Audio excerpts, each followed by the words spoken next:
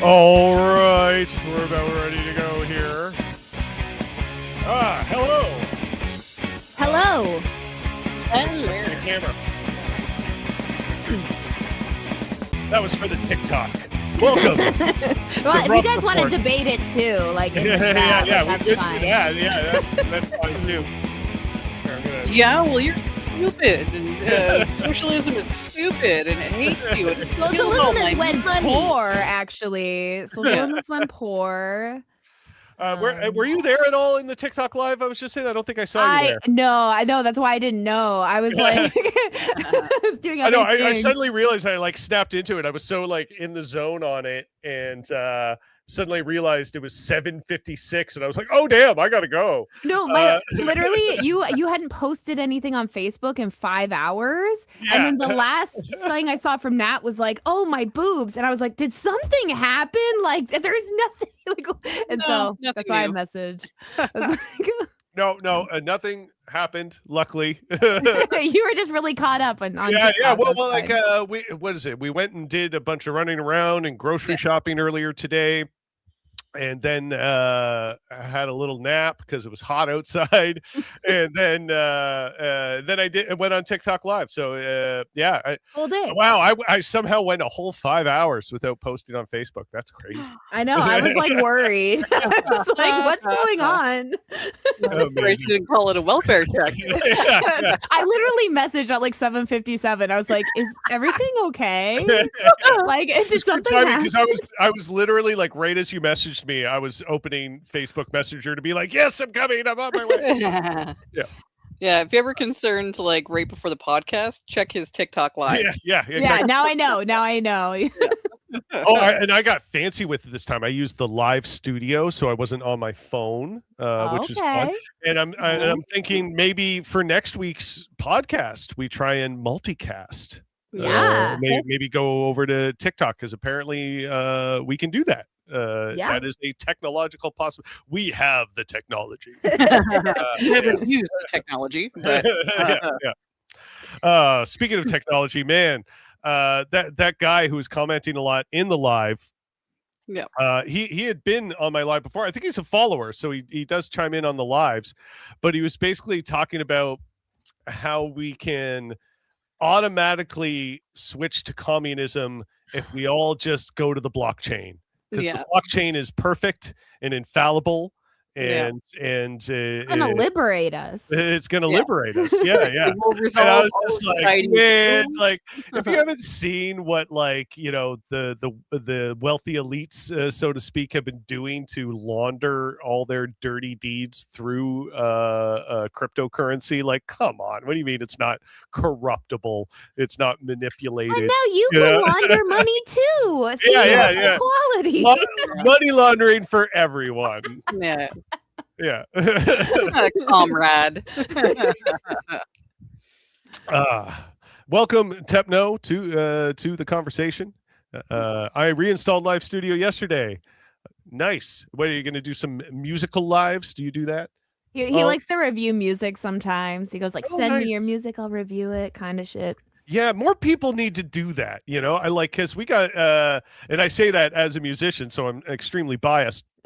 But we need more people talking about indie music that is coming out and directly talking about it and featuring those artists and things like that, because there's lots of people out there, myself included, trying to push their music and get people talking about it, but then there's like no outlet for the talking.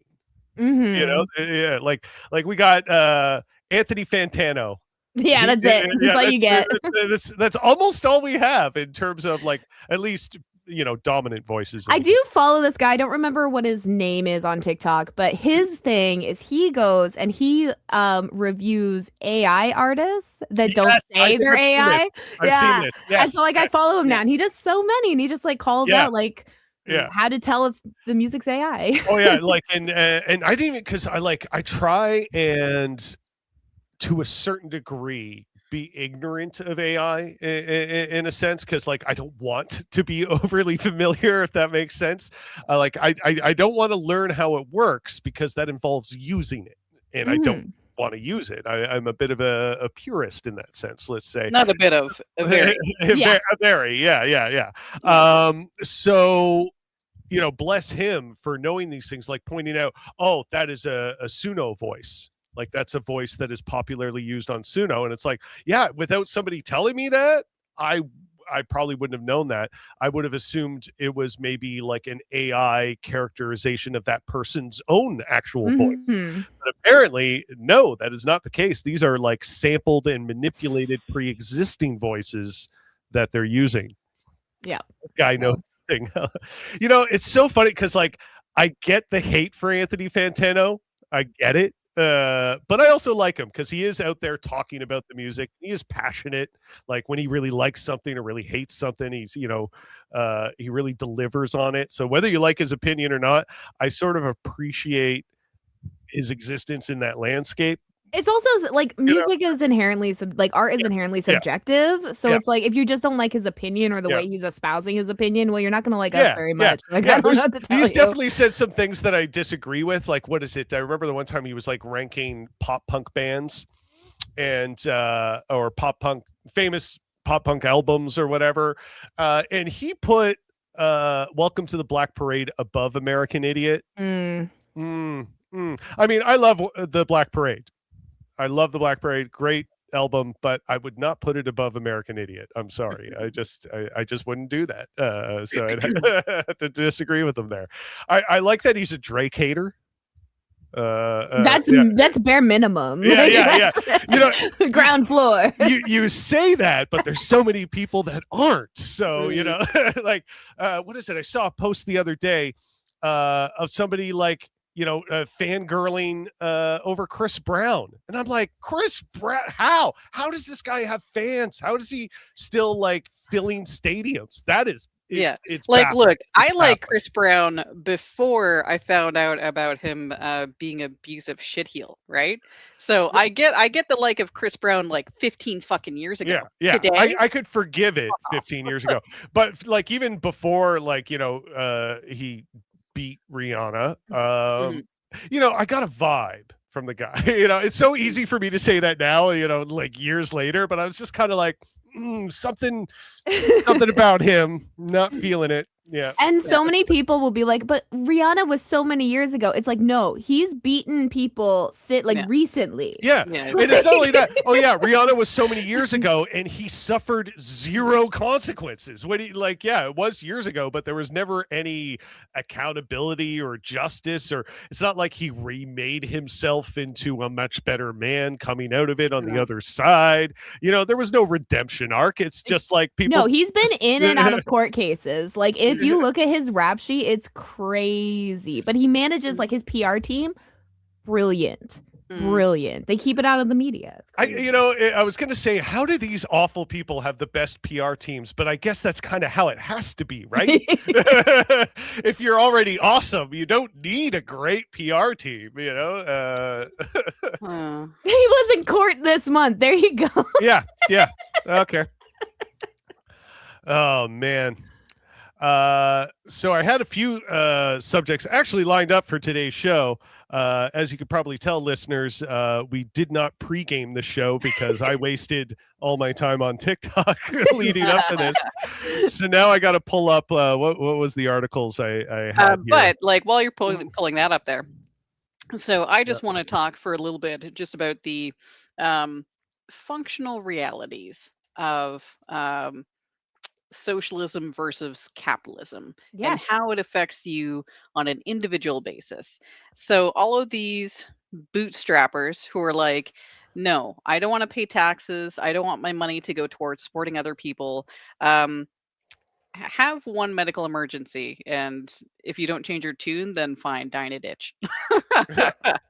Like the fact that between my suspicions and testing and surgery happening so quickly in Ontario goes to speak that even though Doug Ford has done everything in his power to fuck up our healthcare system, it is still robust enough that I was able to get treatment quickly. We still have enough mechanisms in place that say when something as serious as cancer comes along, we actually address it in a expedient serious way. Yeah. And so to this point, the only thing I've paid is like prescriptions.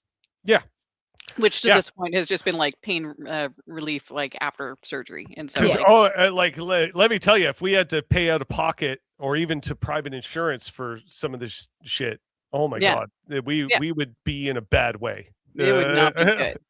I always tell people, I'm like, look at how we treat like our pets. Like veterinarianism, your cat gets sick, your dog gets sick. You literally have to do that functional, like, how much money am I willing to spend before I put them down? Yeah. Now, do you want to do that to people? Yeah. Is that how you're going to treat grandma? Not even grandma. Is that how you're going to treat your kid? Yeah. Like if your kid gets sick, you're like, oh, it's only 5 years. I can, like, no, that's ridiculous. Yeah, I wasn't that attached. Yeah, Jesus. Yeah, so that's just demented. And the fact that anyone in the year of our Lord 2026 in the US can still, with a straight face, stand up for the US health insurance system is demented. Yeah. Like absolutely. Like having it tied to your employment, like as an emphasis, like no, this is fine because as long as you work, you get to have health care. And it's like the amount of holes in that system is so self-evident. Like you just say the words, it's tied to your employment, and anybody who isn't sitting on top of a mountain of cash should have alarm bells go off in their head and go, wait a second, what do you mean? Yeah. What if I get taken away where I can't work? What if my company does mass layoffs? What if the company goes under? What if the company gets Jimmy, this is where you're missing. This is where you're missing it. The bosses are the ones taking the risk. Okay. Yeah. Golden parachutes. Not the workers, that healthcare is tied to their. No, they're just there. Yeah. Yeah. The insurance companies are the ones taking the risk. Yeah. By taking your money and then using AI to deny your claims. Yeah. Fucking crazy, man. Yeah. Like this is a demented system. And so as much as Canadian healthcare still needs improvements, like the classes I have, I need to replace these. But because even with the benefits from work, it covers $100 every 2 years, and so that's 2/3 of my eye exam. It doesn't cover classes, and so I haven't gotten new classes yet. I need them. I am aging, right? Like the natural progression of time. Most people, as they get older, they require some kind of glasses. I haven't replaced my tooth. Because again, like a lot of insurance doesn't cover that yet. I think the best insurance that I had was when I was working at that law firm downtown Toronto. I think in terms of like all the annual benefits, man, if I can go back to that insurance, that was premium. That was great. I got to benefit from a lot of stuff from that, including when I briefly had braces after my tooth popped out because I was going to deal with the whole thing. But like in Canada, like you got your luxury bones and your luxury vision. Hey,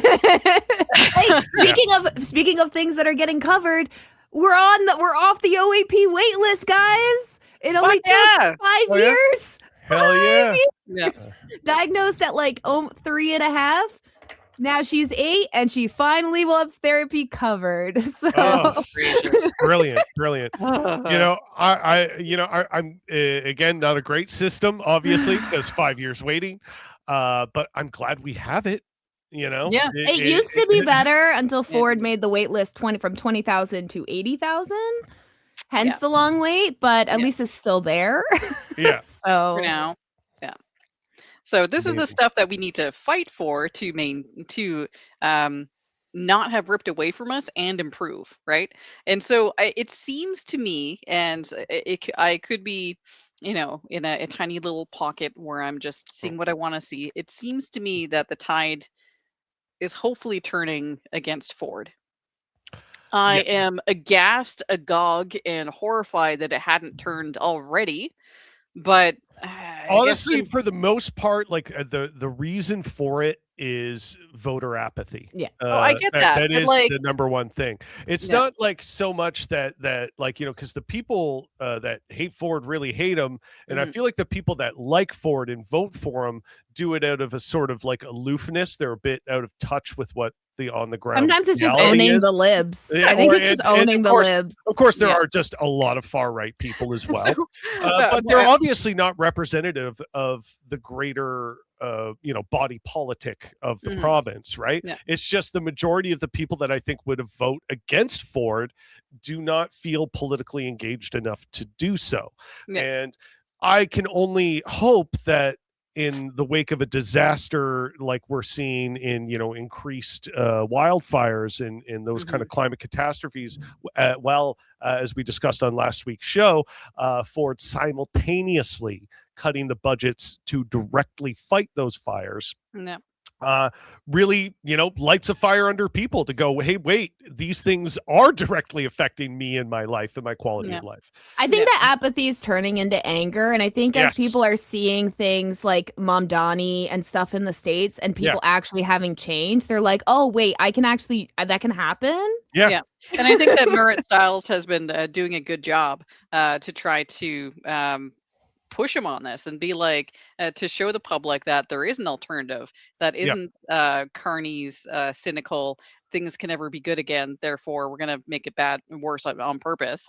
Having Marit Stiles and her different approach to that, I mean, they're not different parties, but still having that different messaging, and Abby Lewis's different messaging of like, you know what, like, we don't need to be cynical, we don't need to consider that the best years are behind us, we can make it better. Like insanity that anyone would have that as a political position. I'm talking about Carney specifically. Trying to sell us that everything is bad now, nothing will ever get good again, so just get used to it, and capitalism here to stay. Like, just unhinged. Like, and sorry, I was just gonna say, like, I have that conversation with my in-laws. They have that same view. Like, it is the only thing that keeps the cynicism and things getting worse is inaction and letting people like these ghouls like Carney make things worse. That's the only thing that's doing it. Like, we have within our power, like, look at what Mamdani's doing. We have in our power to apparently easily quickly fix things. Like I like how, like, what Mamdani's doing is just literally his job. And it's like a revelation to people. Like, oh my god. People are like, he didn't take the pay raise. What? And honestly, like, one of the best lines in terms of like somebody just dropping a banger of a quote as a politician, him responding to that, going, I haven't knocked on any New Yorkers' doors and have been told that their prime concern is that the mayor isn't making enough. Literally. Honestly, just politically and linguistically, brilliant thing to say. And the thing too is that, like, if you come from a particular financial class and then you get into politics and you're not a complete asshole, your goal isn't just to extract as much wealth as you can, right? Like, for example, if I were to get into politics, I don't give a shit about the most money I can make. Like, I know what my cost of living is. And that's why, like, they try and keep people like us from getting a seat at the table. They try and keep people like Mamdani from getting a seat at the table, because guys who don't care about making the most amount of profit are the people that the elite, the powers that be, the holders of capital, they're the dangerous ones to them. Right?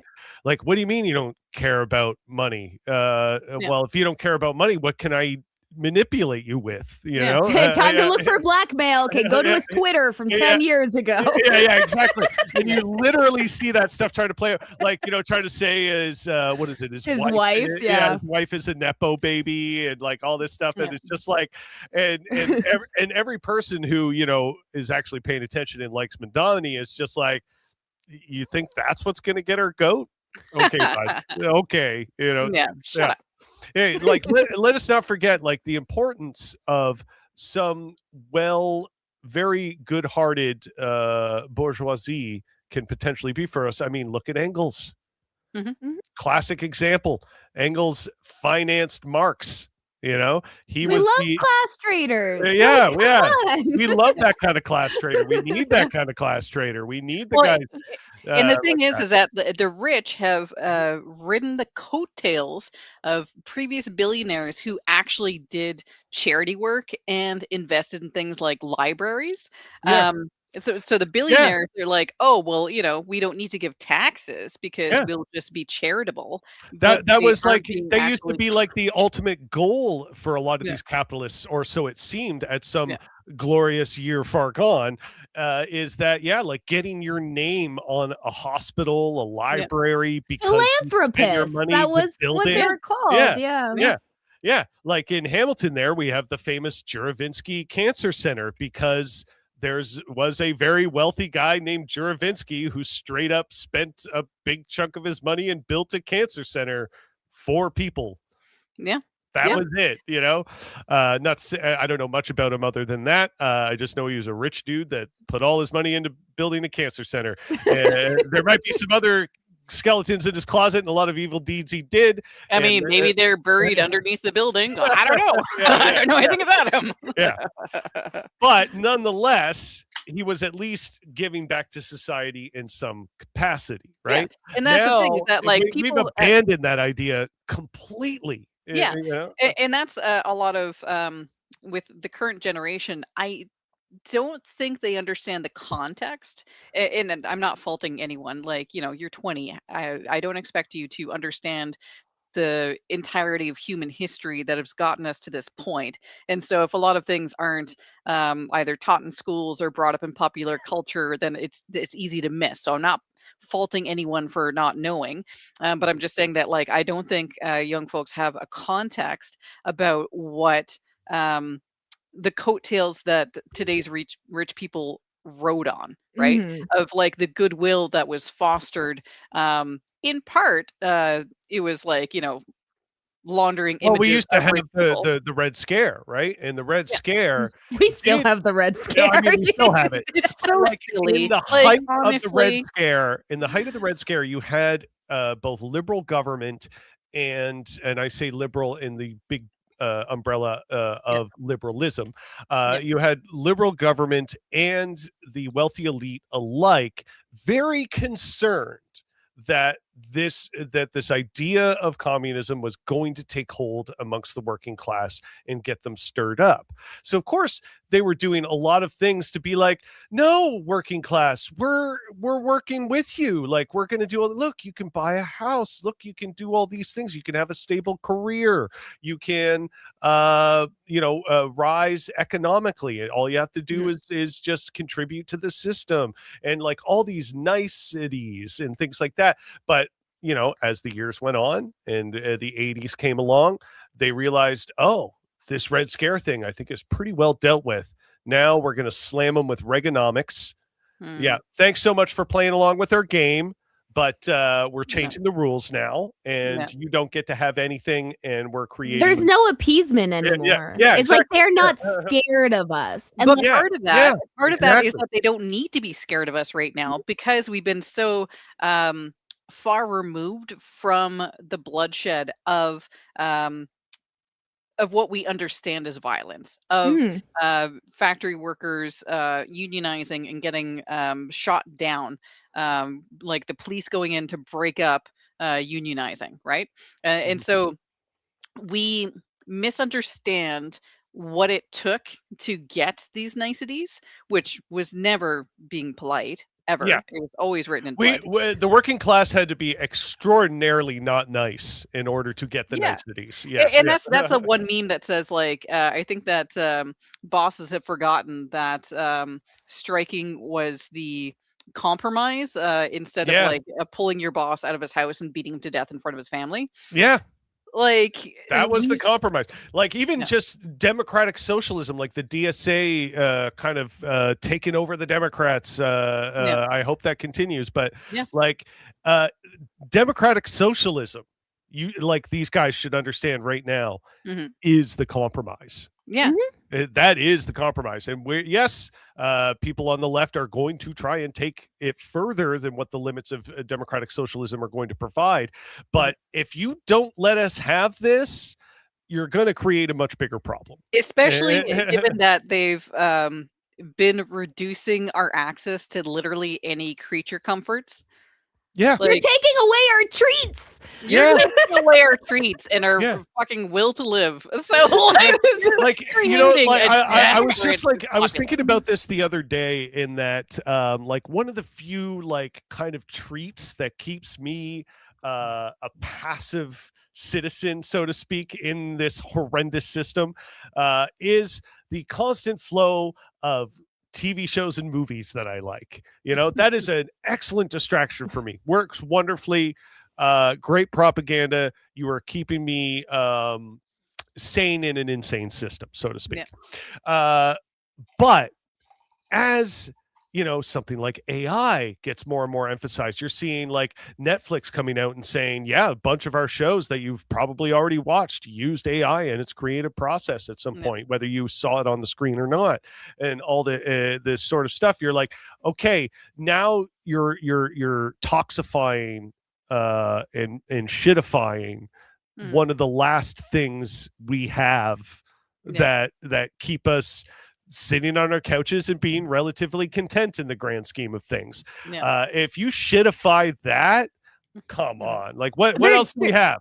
They're doing it to everything. They're doing it to you know, they're doing movies, music, TV shows, but they're also doing it to video games. They're also, you know, like anything, any type of art out there that kind of keeps you, you know, that it's all becoming AI slop, and it's just like Speaking of billionaires doing good things, remember back in the day, aristocrats used to have whole ass artists live in their fucking castles and big palaces and shit, doing art and paying their way. Okay.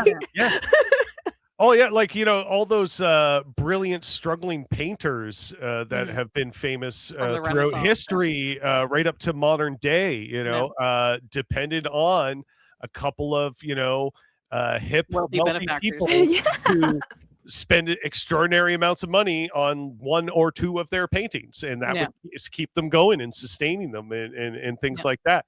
But yeah, if you're shitifying even that, despite all the obvious inherent flaws that come with depending on the wealthy for these things, if you're not even doing that anymore, well, that's the ultimate threat, isn't it? It's like, anybody who theorized back then, they're like, no, like, it's like classic Marxism, right? It's like, yes, capitalism is yielding this amazing progress for society, but also if it keeps going in this direction like this, they are going to crush us, and it is going to be very bad. And he has been time and time again proven right. Well, like we're going to be talking about the Hamilton stuff, and like when a month worth of protests can't change anything. Well, then they're going to have to move beyond protests. Like, I don't know what your next step is. Like if you're already not going to be listening to people, then you're just escalating what people need to do to be heard. Right. Like this isn't something of like, oh, a NIMBY of like, I disagree that there's going to be a florist that's going to get put into my neighborhood, but I guess I'll get over it. You are going to be putting something into neighborhoods that is going to ruin the environment and ruin the living conditions for the people around it. That is unacceptable, and there's no amount of placating that can change how unacceptable that is and the damage that that's going to do. And so, you're going to have to figure out how to listen before people run out of nice ways to communicate that this is unacceptable. Yeah. Like you're having lots of people in Hamilton, like showing up boots on the ground to fight this thing. Every Wednesday. They obviously don't take this lightly. By the way, they are not taking this lightly. Like as we were just discussing with, how people have been voting in Ontario and Doug Ford winning as a result of political apathy. So to get this amount of Hamilton on its feet and showing up every week, they are not taking this lightly. No, and this should be is an existential threat. Absolutely, yes, it's an existential threat to that community, and as a result, if you continuously do that, we're going to make the existential threat point in your direction too. And what other choice do they have? Yeah, but exactly. What choice do you give them when you corner anybody, a wild animal, a human being? You put them in the corner, and the choice is I kill you or you kill me. Yeah, this is the situation you're creating. It is an inherently violent and oppressive thing, even before a single drop of blood has been spilled, so to speak. It is already inherently violent by creating the pressure and the conditions for that violence to present itself. So the powers that be have a chance to mitigate this right now and say, you know what? We're going to put that moratorium on a moratorium. Thank you. I knew I was saying the wrong word. Or it's going to be a memoriam. Or yeah, that's where my mind was going the whole time. Yeah, that's what I was going for. Yeah, a moratorium on no AI data centers for 1 year till we do a bunch of like responsible assessments. And even that city council shot down a moratorium. Yeah. Just for 1 year. Yeah. Oh my God. Just to pause and say, hey, I was at those protests. Let's actually investigate this. Yeah. And if we really want this data center, let's show the people that we are doing it as thoughtfully and responsibly as possible. They couldn't even do that. No. So it goes to show how much they really don't give a shit about your lives and the quality of it. And you got to make them care. They had the private closed door meeting about the benefits of the AI data center. Like that shouldn't even be legal. Like when the shit hits the fan, that's going to be one of the first things that people are like, oh, by the way, fuck your backdoor meetings. They're never happening again. And they didn't even care about the optics. Like, this is what gets me. Like, at least when they care about the optics, you know, at least they're like putting on a front. But like, if they cared about the optics, they would have had a closed door meeting of someone on the other side or something. If they're going to serve you a plate of shit, they're going to serve you a plate of shit. At the very least, they could try and make it look and smell like a chocolate brownie, right? Yeah, you could leave that garnish. Not even doing that. They're just handing you a lumpy turd and say, "Yeah, there you go." Not even handed. You're gonna like it. Oh my God, I hate our mayor so much. And like, this is sorry, this is my biggest thing. Is like everyone talks about the parties and stuff like that. It's like our mayor was mayor of Hamilton, Andrea Horvath. Yeah, Andrea Horvath. She was NDP. So here we are voting for her in the beginning, and we're like, oh, maybe, you know, she had those values. No. Yeah, and here's the thing: is that like her running of Hamilton has basically proven right everyone who didn't vote NDP while she was leader. Exactly. Right? So she's validated not voting NDP while she was leader, which is not great for the NDP. It's frankly not fucking great for Hamilton. What are you doing? But very important. So talking brass tacks, the municipal election in Hamilton is in October. Yep. It's actually in Ottawa. It's all over the place. So now, if I were in Hamilton currently, so I guess this is to say my endorsement is going to Scarlett Gillespie. That's who I met her actually at a drag show. So yeah. I have, like, you know, I don't know her personally. I have seen her, you know, through the grapevine in the Hamilton social scene, especially on Facebook, because I'm obviously very connected to a lot of people back in Hamilton. And so I have seen her out and about. And yeah, given everything I know about her, I can't even think of a single negative. She was at multiple of the, like at least the ones I went to, she was at multiple of the data center protests. Actively there. So awesome. I just I quickly looked her up because the name rang a bell and her face rings a bell. So yeah. And then she came and she spoke at when Carla Marks did a political drag show. Fox News. Did you see the clip when Jesse Waters talked about her on Fox News? I remember. And it was Scarlett herself shared it. Kudos to her, but like just a disgusting transphobic screed, the sort of thing you expect from Fox News. But even then, it was so kind of bold on its face. But I was even a little bit shocked. I'm like, okay, I didn't think somebody like Jesse freaking Waters could leave me aghast anymore. But I was a little taken aback by how really disgusting that was, and how brave of Scarlett it was to share it and be like, hey guys, look, I was on Fox News. Like hats off to that. I gotta give props to that. So looking into Ottawa, this Jeff Leeper, I don't know, I wish they had a pronunciation guide. Like phonetic pronunciation, white, as they say. Province Arsenals are always trying to walk it in. So Jeff Leeper, he seems leper. Could be leper. It could be leper. Could be anything, honestly. So vaguely from what I'm seeing is that he looks like he might be a good option. Because the alternatives, Mark Sutcliffe, fuck off. Alex Lawson, fuck off. Neil Saravanamuto, I don't know. I have no idea. So those are the candidates for mayor at this point of Ottawa. So one thing that we need to do now that my surgery's done, and hopefully this has just interrupted my summer and doesn't get interrupted my fall. Hopefully we'll have more time to think of things that aren't medical. We need to actually put our money where our mouth is, or put our actions where our feet are, and help out with the municipal elections, because do we want to see if we can get some of them on? I can reach out to Scarlett.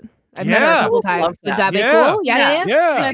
I just friend requested her on Facebook, I would definitely have her on the show, and it would, and I'll be transparent. It will be a softball interview. Oh my God!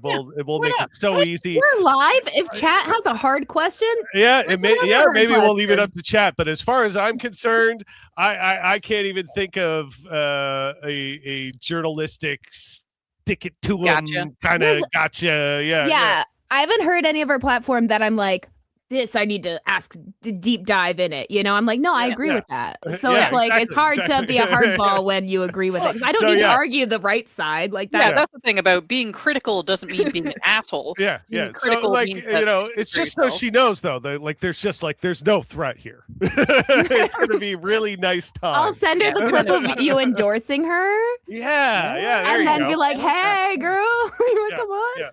And also no pressure, but my Facebook friend request is still pending. You don't have to add me. I mean, that's fine, but it's just left in the wind. It would be delightful. That's all I'm saying. Oh, actually, okay. Write that down. Make sure I don't forget. This reminds me. So municipal elections. So with these, it's not just a matter of mayor and city council.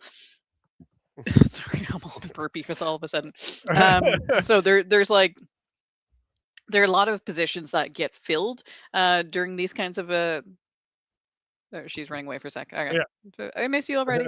There's a lot of positions that get filled, and this is something that the right has been very successful at, of looking towards these elections and like getting their weirdos in positions to get elected, especially if they run unopposed. So one thing that I'm going to mention Jessica when she comes back, and also to you. I missed you. Sorry, it was my oldest just came back from the mall. So. Oh, I get it. Okay, so what I was saying is that with municipal elections, this is something that the right has been getting good at, of making sure that there's people positioned to run for any position, including dog catcher, and sometimes running unopposed, because a lot of these positions, especially when we think of impacts that we make, we think of like prime minister, maybe like MPs, but municipally we can make very good changes and very bad changes for our communities. And so I encourage everybody Yeah. All three of us included, to look into what positions are coming up and who's running for them, and to make sure that Yeah. if any of them are running Think unopposed, locally. we should look Think into it. locally. Yeah. Think extremely locally. The politics in your immediate backyard, in your immediate community, has a ripple effect that is greater than you know. Such as Eh, data centers. yes, exactly. Right? And well, in like a strong example is Mamdani in New Mhm. York, right? Like he is just a mayor of one city, mind you. It is a very very big city.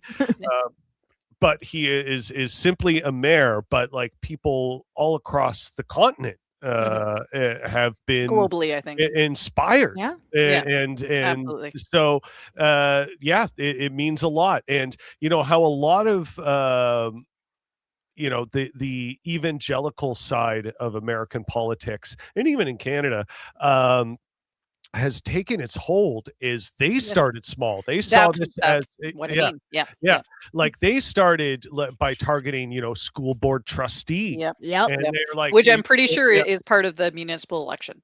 yeah. Yeah. And so So pay they, attention to who's Well, running for it's all like these the offices. Libertarian Freetown Project in Utah. They took over a whole town because they just all started running for small things until it was all just libertarians running the whole council of the town, and then they yeah, just owned it and just cut off garbage. yeah. Taken over by and like, bears. Yeah, the Freetown Project, fun libertarian I experiment. I love how like especially when somebody with that sort of libertarian mindset, like say like crypto bro that we were talking about earlier, My dad. Silly. It was so silly. has that mindset, and they're just like, name one time socialism was worked in the real world. I'm like, name one time libertarianism had. What are A you talking libertarian about? walks into a bear is such a fun read, but it's true. It's all true. It's filled with interviews. Like it's Sorry, a is that a nonfiction. podcast? What No, is it's that? a book. It's a book called "The Oh, Libertarian goodness. Walked into a Bear," and it's about the Freetown Project that happened in Utah when they took over a town. And That is a And it was delightful disastrous. phrasing. Well, look Yeah. at what is it, dude who's in charge of Argentina right now.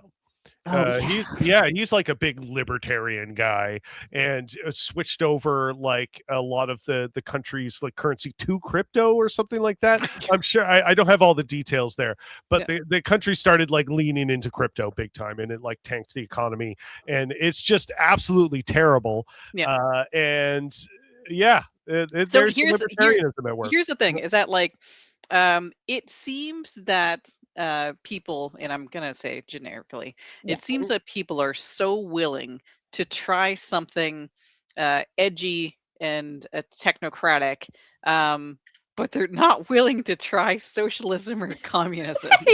Like, of all the goofy shit that you're gonna try, why Well, not you know try what? something that's empathetic? To be right? fair, they haven't had decades of I know. well-funded Yeah. and forceful anti-libertarian kind. Because, like, get if anything, the message in the propaganda is, well, okay, if capitalism is bad and socialism is bad, then nothing must be good. Yeah. And so, like, I think that is largely what's paved the way for the sort of libertarian tendency you're seeing these days. And I say tendency as in, like, it's not necessarily a dominant thing. It's just No, gotten yeah. bigger and more talked about. Yeah. But yeah, what is it? The Argentina's crypto scandal on President Javier Milei's public endorsement of the Libra cryptocurrency, a meme coin that rapidly collapsed and cost investors millions. The key aspects involve the promotion of the token, subsequent financial losses, and ongoing legal investigations. That's just one example. So cool. Yeah, just one. Uncorruptible, though.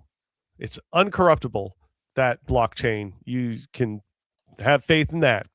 Or it can be corrupted by anyone. You can corrupt it, and you can corrupt it. You get some corruption. You get some corruption. Yeah. Like it's so funny because like of all the examples that we have of like these fucking meme coins and shit of just being pump and dump scams, and then someone trying to be like, oh, but like this is the way forward, this is the future, this is like uncorruptible. Shut up.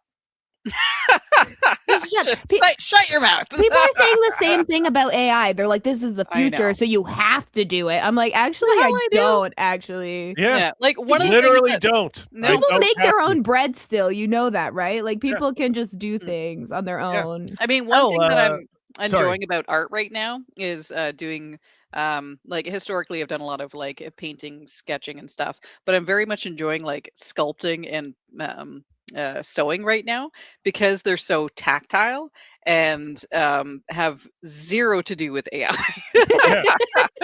Anything that I'm going to be doing with sculpting and with puppetry is going to come directly from these hands.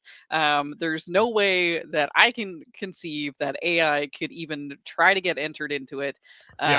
Like I'm not 3D. You know, I feel I'm guilty enough. I feel guilty enough that in my own music, I use drum samples for the drums, but I literally play them. I have the drum pad, and I play them with my hands, and I write all the drum parts, and I make them happen with my hands. But still, there's that part of me that's because I'm not a drummer playing a drum kit, that I'm like, oh, I'm doing it with a lack of artistic integrity. You know, I feel guilty enough about that.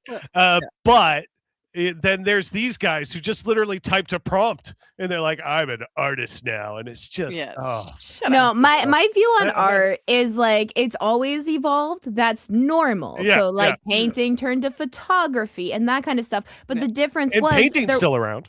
Exactly. I was like, it never leaves, and that new form of art that may be derivative of it is still someone creating something. Like you have to get the camera, you have to know the things, you have to point it, you have to edit it. AI is just stealing from other artists and then pooping out what you want as if you created it. It's like there's no creation there. It can never truly be what you want either, right? Because it's filtered through their algorithm. Like, you notice all AI videos for the most sense are one of two things aesthetically: very grainy or very shiny. And everything says ashes and Eden and rose. It's like, just that my thing is the idea is not the art, so it doesn't matter. The idea is what you like what you made, whatever it is. That might not be the original idea, but it's what came out of it's not. The idea is not the art, is my whole thing. Lots of people have ideas. Well, like it's not just the final product. It's not it's the process. It's the process, exactly. And that's the thing is that like I think what something that we've really harmed generations with is the idea that doing things badly means it's not worth doing. You have to do things badly to learn how to do them well. And doing them badly is like what makes the good. You know, like and bad to who? Yeah, exactly. I mean, like for example, cooking. Like, you can burn the shit out of a steak, right? You can certainly do some things bad and wrong. But like, the thing is, if you keep doing it bad and wrong, and you're trying to eat dinner and you never can because you never learn from your mistakes, then maybe just order in or have someone else read a recipe, or just stay out of the kitchen. There is like that kind of thought in art that it's not so much what the thing is what it isn't as well, right? Like, is it like a lot of art is a purposeful rejection of something that's happening in the culture and things like that. And it's like, how does AI know how to facilitate that? James can attest that when we go to the National Gallery of Canada, I always make sure to go to like the impressionist wing for the dot artists. Marcel Duchamp, God bless. Like just taking a piss at artists who took themselves too seriously, and just declaring that like a toilet is art. I love that, right? Well, like even like the punk rock movement, near and dear to my heart, was a rejection of these elite class of glam glamorous musicians and rock stars. It was a bit of a bucking of that and saying, no, us just loud, untalented guys banging on 3 chords is and it says something and it makes a statement and has a certain aesthetic and a cultural touchstone to it. And I don't think anybody doing anything through AI is ever going to be able to come close to achieving anything like that. No, and that's because they're not achieving anything. Like they think that having a prompt means that you're creative. Like that is, step -7, right? Like having ideas doesn't mean anything. Like it's what you actually do to put that into some kind of manifestation. Not telling AI what you want your manifestation to be, because even that AI doesn't know what any of this stuff means. It's just trolling through archives to see what other people thought it meant. And so like if you're not going to put your own vision on what that means, then it's worthless. And it's duty and I love that copyright law agrees that it's worthless. You can't not copyright AI art. Because it's not yours to begin with. That's why I love people that are stealing from other people's AI stuff. So I'm like, go for you. That's the only stealing of art I agree with, because it's already because it's not art. I love when the AI artists quotes artists in air quotes there get mad at each other for stealing prompts.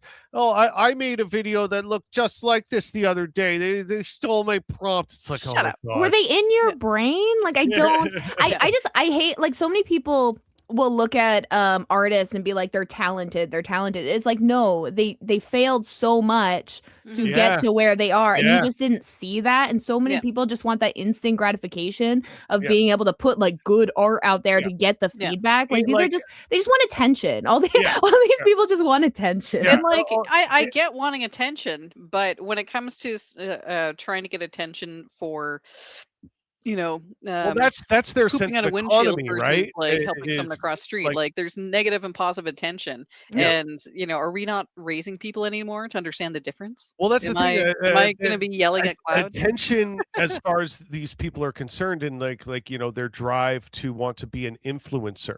And things like that. Well, if you just want to be an influencer without thinking about what you want to influence, right? You're sort of being like empty-headed, and then when the economy itself of that realm, of that influencer social media personality kind of thing, when the realm of that the economy of it is your attention and how long you're paying attention, it doesn't matter if the attention is negative or positive, right? It's just that just matters in terms of who you are as a person, and that should matter to people. Well, if they're using AI, they don't have integrity as a person to begin with. That sucks. But like should is it's a big word sometimes. Does a lot of heavy lifting.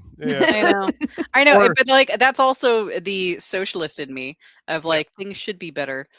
People should want to do good things for each other and for society and for the environment. I think given that like the most disheartening thing about the whole AI art thing, and we got a lot more into this than I thought it would. I was gonna I still might touch on something I had queued up there, but the most disheartening thing to me is realizing how many people out there who are fans and maybe even artists themselves don't seem bothered by the slop. They are entertained and enjoy the slop. And I was running under the pleasant delusion that most people who engage with art are appreciators of said art. And it's been a bit of a rude awakening that they don't really appreciate anything. They just like the very surface level end product, what they hear, what they see, and it's all a very kind of like consuming thing. It's consuming. That's all it is you're just taking it in and not thinking about anything beyond that. But you see, like part of that is we can relate back to capitalism and what it has done to our educational systems, because how many kids are being denied access to creativity and art at school at formative ages? Yeah.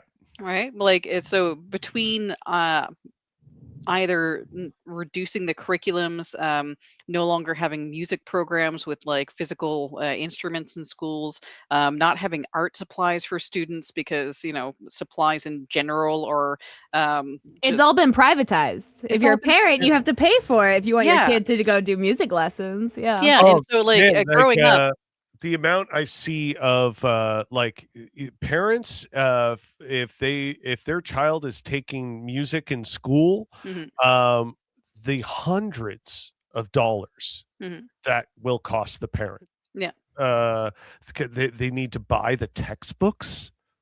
Like, it's crazy. Yeah, this is like, is it in elementary school or is it starting high school? I'm asking from my personal experience, because in my day job, I deal a lot with this. So yeah, middle school, high school, yeah, they are having to pay for the instruments and the books and everything out of pocket. Yeah. Yeah. See, honestly, I think that people would appreciate art more if we did a better job with their socialisms in the schools of actually funding the arts, because just wanting to only focus on STEM in schools, just it's not creating a good society. It's not creating a healthy society. It's not creating healthy people. It's not giving people understandings of like healthy outlets, and giving them access to things that they wouldn't have at home. Because a lot of people, if growing up, if your parents aren't artistic or musical or creative in some way, then school is your only access to learn if you are. And if you don't have that at school, then once you move out, when you can afford to move out at some point in the far distant future, because we're in the worst timeline, where will you start? I started young. Like, art has always been a part of my life, even though neither of my parents were particularly artistic. School always had very robust artistic programs for me. And so that was where I was able to hone my skills. So we need to invest in that, because especially if for these weirdos who are like, oh, Elon and AI are going to make sure that like the robots will take care of all the work and we'll just be able to, relax. Will we? We won't, A, but also B, if you think that we will, how about then you loosen those reins and let us teach each other and learn about these artistic skills and these skills to take care of our creativity in some physical ways. Yeah. Right. Is it because you're not serious and because the thing that, like that's the thing. It's like, the AI is going to make all our lives easier and cushier, and it's just like, where along any of these lines have any of these billionaire motherfuckers given you any indication that they want your life to be easier? They hate you. they hate us. They like, it's not only just like hate, they think you suck. Like, they think you're complete indifference. Your numbers on a page, like, it went down a little bit in number of people. Oh well, like it is so make it harder to get abortions. We'll get more. Hateful to indifference maybe is a bit of a scale, but like, they're on it one way or another. So yeah, like, when they're trying to, like, as soon as a billionaire or anybody with that kind of exponential wealth is trying to sell you something that's like, this is going to make your life easier, you should be immediately fucking skeptical. Jeff Bezos won't even let his workers piss. Yeah. He wouldn't even let his workers take a break when a dead person was there. Like, like, you know, like, there's Anyway, I'm gonna go because the chicken is in the oven. If you want to continue on, I'm gonna go. I gotta well, take the care one thing I wanted to bring up before the show is out here. I'm gonna give you a second. Well, like, no, I don't care. I'm out. Love you. Trump is threatening new tariffs, and Carney's coming along with the tough talk again. We're ready to respond to Donald Trump's latest tariffs. Blah blah blah blah blah. Yeah, it's this typical like. Remember elbows up? He hasn't said that in a while, huh? But it what sounds. Is that? Sorry, what is that? You know, I almost feel like that's ableist. What if you don't have arms? It's a fisticuffs thing. Oh, so you know, like yeah, like a okay. Boxing, elbows up. Yeah, I want to fight Mark Carney. He's pretty short. We'll see. Oh, yeah, I'm 5'6". Maybe we'll stand eye to eye. It'll be good. Yeah. And so, there's a full range of things we can do. Carney said after meeting with the premiers, we don't need to respond in advance. Oh, why bother saying anything that you might do? Gee, yeah. Capital is a social relationship. It is exploitation manifest. The more you have, the more comfortable with suffering you are. Yeah, that's what is that from? That sounds like a quote. Where you did you just come up with that? Because it's a banger of a line if you did. But there's something that I feel tickled. There's something in the back of my head. Sorry. I'm like looking at it. I'm trying to remember. But yeah, okay, so we're ready to respond, but again, nothing. That's off the dome. Heck yeah. You got to write that one down. If you're not using that in something already, you gotta. The more you have, the more comfortable with suffering you are. That's good. That's good stuff. That's juicy. So yeah, it's like, a whole lot of nothing, of just him basically saying, I have to be convinced, we have to be convinced, the premiers have to be convinced that agreement is worth the paper it's printed on. Yeah. Okay.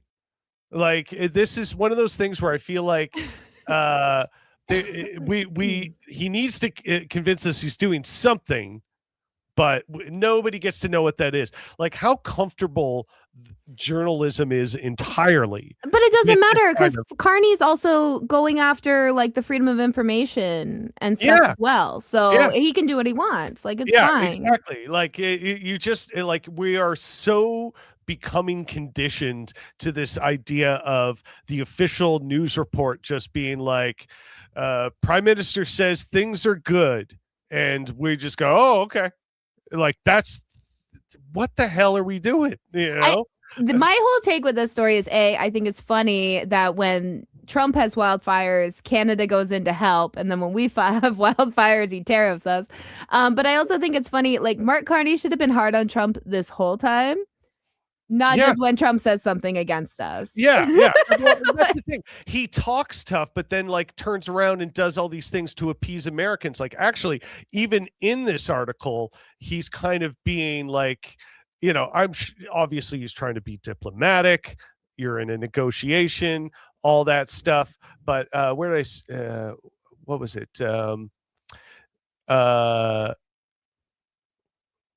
To that end, any new agreements needs to be explicitly recognize the benefits that trade with Canada brings, not just to Canadians, but to Americans, he told a reporter at a waterfront hotel where the 3-day conference was overshadowed by the fresh tariff threat. Oh, what a nice waterfront hotel, nice little getaway for him. There's a certain capitalist affluence sub-narrative happening there.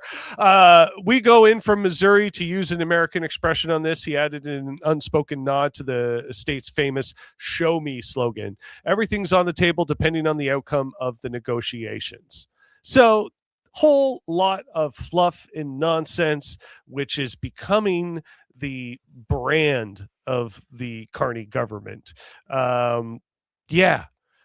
Say a lot of words, but don't say anything at all is kind of seems to be the crux of this, right? Yeah. It's Carney for you. I mean, I don't know if you saw Rachel Gilmore's take recently. She put up a little hot take video where she was talking about. I enjoy her so much. This is the hot take, and you tell me what you think. Okay. He was saying, she's like, at this point, I almost wish Polyev had got elected, because then at least we would have a minority conservative government and none of the liberals would have crossed over, because then they would have lost some social capital versus the conservative liberal government we have now. You know, I hate to say it, and I was kind of feeling guilty about this the other day. Yeah, me too. It was literally like a moment where I was like laying in bed, kind of staring at the ceiling, having this thought like, fuck, are we honestly in a position where the better outcome would have been Polyev? I don't think that's entirely wrong. I get the scruples to say no, a conservative government shouldn't win. Why the hell would we want that? But it's like, the thing is, little did we know, a conservative government did win. And yeah. And well, I don't know. I voted Marxist-Leninist, and I had like so many people being like, "You wasted your vote. What if Polyev wins?" And now I'm like feeling a little vindicated. Yeah. Like, that's how, like, years ago, like decades ago, people were making the argument that liberal and conservative, whether it be Canadian or American, was too similar. I even remember the video, Rage Against the Machines video, I think it was for Guerrilla Radio, and the entire music video was about how similar. Yeah. Sean, hey, big W for the Marxist. We had over 1,000 people in our area vote for like one communist party we had. Hell yeah! So I was like, yeah, where are you guys? And the whole video for Guerrilla Radio was making like fun of the fact that Al Gore and George Bush were so similar in so many ways, and that almost seems quaint now, right? Like, oh, Al Gore and George Bush are similar. Fast forward, 26 years, here we are, and yeah, having 1,000 people in an area like that, yeah, it's damn right. Hamilton, baby, there is some working class unity there.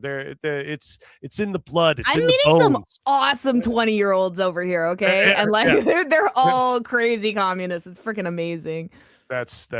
That is excellent to hear. So yeah, keep that up, Gen Alpha and Gen Z. You guys you're doing all right. You're our only hope. Yeah. We're here for the support all the way, though. Tell us what you need. We got you. Yeah, we're gonna try our best, because I think us millennials, once we got thrust into adulthood, I don't know about the rest of millennials, but how I felt in kind of the cultural landscape of things, once I found myself in adulthood, I kind of didn't know what to do. I was just sort of like, what now? Like, what are we doing, guys? And then everybody around me was like, I don't know, drinking beers. And so like, I did all the things, okay? I had a baby. Then I graduated high school. Yeah. And then I went to university. Yeah. And then I got a job, and then I got married, and then now I'm unemployed and stuff. I have a special needs kid. I couldn't get a job if I wanted to. Yeah, here we are. So, and that's all the more reason to support this show, like, share, subscribe, so Jessica can get income, because we don't make money off of this show. It would be nice if we did. I don't know how to do that, because I'm not a good capitalist. I can help you. I have ideas for the YouTube to reorganize. So I want to talk to you about eventually. I was just promoting everything. I know. Like, honestly, if I really put my mind to it to be like a good business person, I probably could. But man, I don't want to. I know. Like, I wasn't made to be a capitalist. God damn it. I'm not looking at capitalism. I'm looking at it as, we're making free content for YouTube. I feel like YouTube should pay us. Yeah, okay. Yeah, maybe it's a perspective thing. Gotta shift my window. If people watching us want to give us money, sure. That's self-funded. I do have a Patreon account for this show, but I haven't logged into it or used it basically ever. But I created it, and so maybe I get on doing something like that. I've always been under the very naive delusion when it comes to my creative endeavors that if I just go out and do it, if you build it, they will come. That was my very naive, like, hey, if I just go out there and do this, the organic universe will come in and help. And of course, that is an aspect of it. You got to have a bit of that organic thing in the culture. But if you're not hustling it, that's not going to happen either. It's a yin yang sort of thing. Yeah. Speaking of hustling, after this, I'll be over on my Twitch, twitch.tv/VarietyJess, where I'll be playing zombie survival games with a little political tag, because all games are political, and I like to add that to my commentary. Yes, all art is political, and art includes video games, whether you like it or not out there. Yeah. Speaking of which, Jimmy, there's a new game that just came out called Offbeat. It's like a pixelated cozy game where you're a music producer, but you get random toys. So you get like a little cat piano and stuff like that, but it actually works like a real music like studio, and it teaches you things slowly to build up. And any music you make in the game, you fucking own to do whatever you want in. That's pretty boss. That like it almost. It almost sounds like sort of like a digital audio workstation, like recording software that every album you hear these days uses. It almost sounds like that, but put into kind of a video game packaging, which is kind of neat. With a little story. Yeah, that's cool. That's cool. I'm into it. That reaches the end of our show. I am currently trying to sound like I know what I'm doing as I'm trying to find the theme song. And if you're running for mayor in a local Ontario city and you want to come on here, let us know. Yeah. It's been so long since I've done an interview. The last one I did, it was during COVID. Was that the Communist Party? What? It was the Communist Party guy. And that was fun. And that came about because I just randomly put out a blast on Twitter and was like, hey, anyone who's in the Communist Party want to talk on my show? And that guy did. But that was years ago. So, yeah. Do it again. Yeah, we ought to do it again. We ought to do it again. Absolutely. So much for tuning in. And we'll be back. Not next Thursday, but the Thursday after. I'm going to go see Spider-Man next Thursday, so that's why I'm not doing the show. Thank you so much once again, and as always, stay rough.